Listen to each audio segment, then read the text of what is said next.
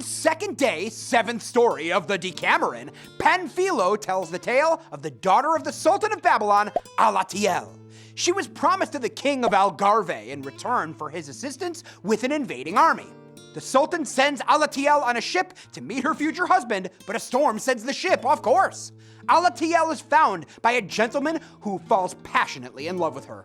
The gentleman's brother and 2 Genoese men murder his brother, kidnap Alatiel, steal his property, and take her away on a ship.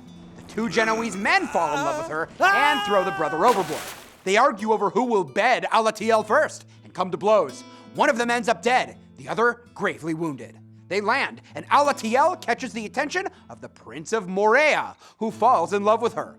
The Duke of Athens hears of Alatiel's beauty and journeys to see her under pretense of meeting with the prince. He quickly falls in love with her too.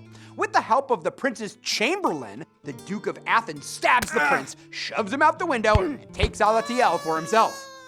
The Duke's treachery is discovered, and the prince's brother prepares for war.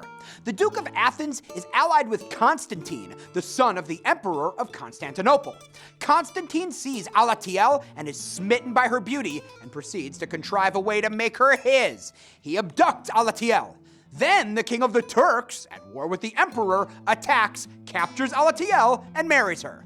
But the king of Cappadocia, in alliance with the emperor of Constantinople, also attacks. The king of the Turks leaves Alatiel behind with his servant, who happens to speak her language.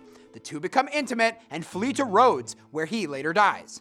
One day, another gentleman, this one very wise but certainly not very wealthy, sees Alatiel and thinks he recognizes her from somewhere. She reveals who she really is, and they make a plan to return her to the Sultan and her betrothed without either of them ever truly knowing what happened to her.